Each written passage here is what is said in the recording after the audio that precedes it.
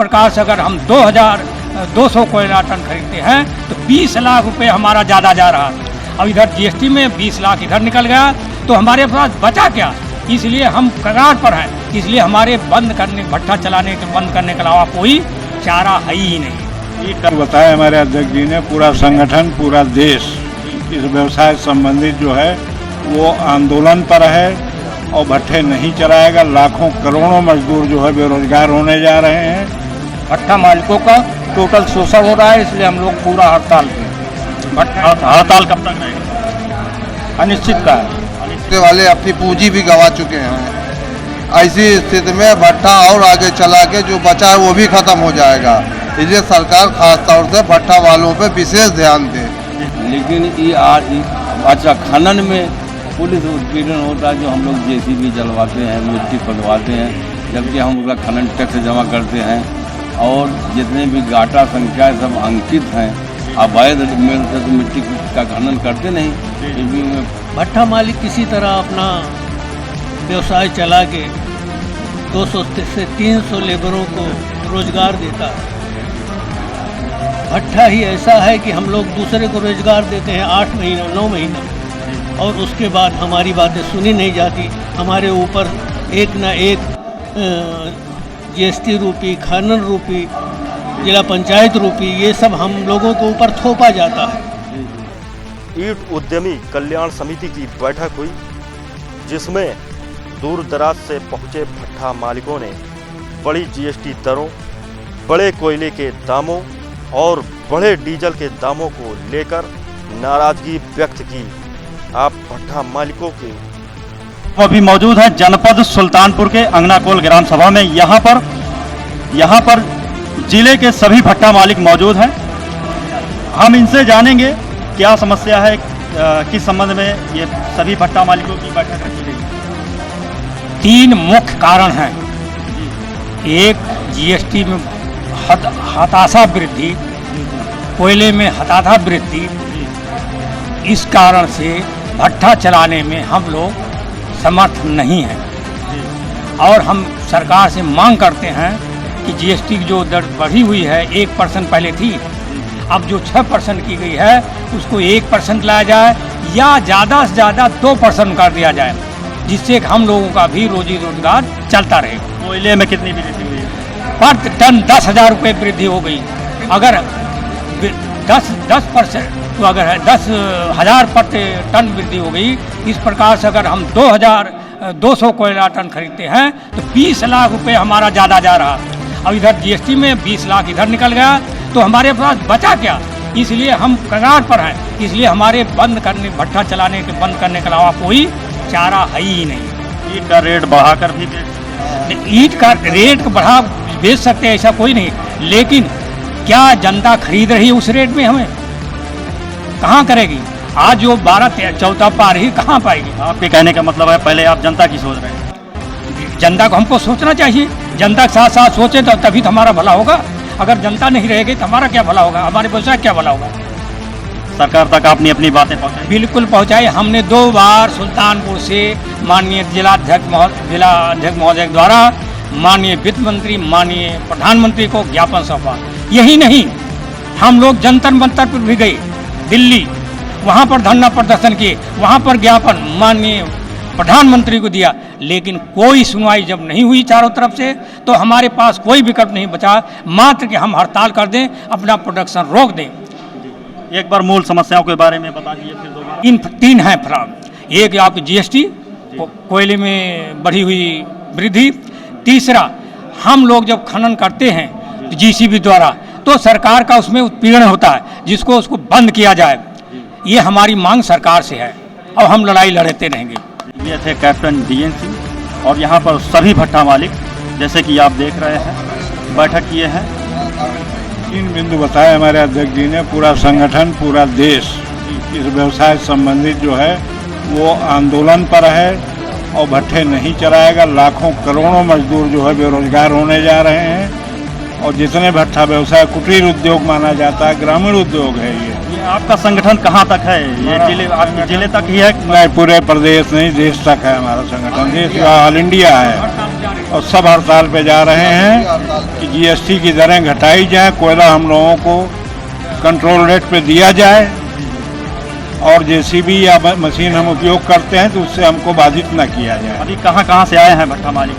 ये पूरे कूड़ेभार ब्लॉक के और बरौसा ब्लॉक, सदर ब्लॉक, गाजीपुर तक के लोग यहाँ उपस्थित हैं। अगली मीटिंग हम लोग 4 तारीख को बरौसा में करने जा रहे हैं, तो वहाँ पर आगे की रणनीति तय होगी। फिलहाल ये निर्णय है कि 17,000 रुपये में एक ईटा इंटरलॉकिंग का खरीदा जा रहा है और सरकार उस ईटे को लगा रही है, और जो ईटा हमारा 6,000 या 6 रुपये 6.5 रुपये का है उसका उपयोग नहीं किया जा रहा है। सरकारी रेट नहीं बढ़ रहे हैं और 17 रुपये का ईटा जब तक खरीदेगी वो रहेगी, रोटी खाएगी कि 17 रुपये का ईटा खरीदेगी। 6 रुपये का ईटा पब्लिक नहीं खरीद पा रही है 7 रुपये में, तो कहाँ 17 रुपये में खरीदेगी इसको? आप तो अपनी समस्या उठा रहे हैं, बता रहे हैं, जो आपके यहाँ मजदूर काम करते हैं उनकी समस्या भी उनकी समस्या हमारे माध्यम से सरकार तक पहुंचाई जा रही है कि करोड़ों की संख्या में मजदूर जो है बेरोजगार होने जा रहे हैं, और उसमें खाली मजदूर नहीं, इससे संबंधित लकड़ी का काम, बढ़ई, राजगीर, सीमेंट, लोहा, हर व्यवसाय इससे प्रभावित होने जा रहा है। सरकार को प्राथमिकता पर इस पर ध्यान देना चाहिए।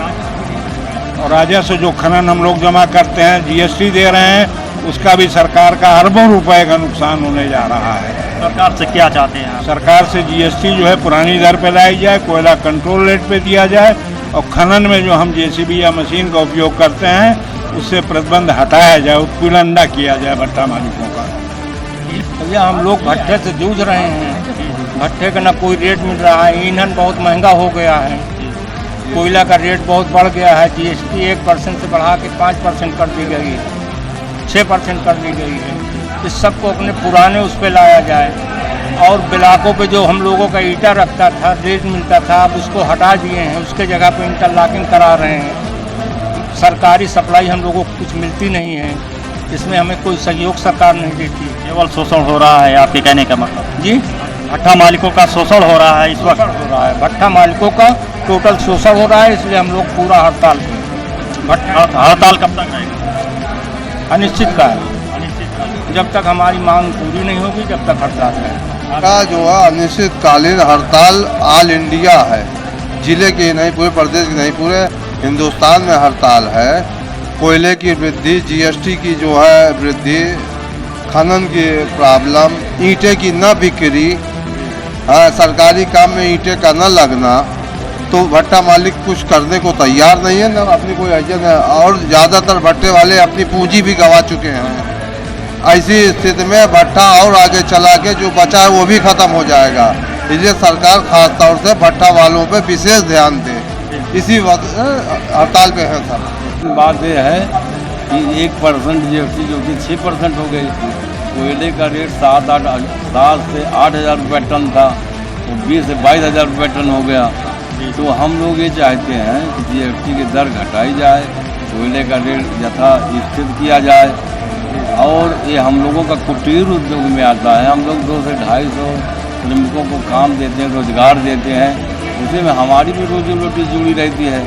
लेकिन ये अच्छा खनन में पुलिस उत्पीड़न होता है, जो हम लोग जेसीबी चलवाते हैं, मिट्टी फटवाते हैं, जबकि हम उसका खनन टैक्स जमा करते हैं, और जितने भी घाटा संख्या सब अंकित हैं। अवैध तो मिट्टी का खनन करते नहीं, फिर भी उन्हें पुलिस बल आके रोकता है, पैसा लेता है। तो ये सब चीज़ बड़ी अराजकता उसमें चल रही है।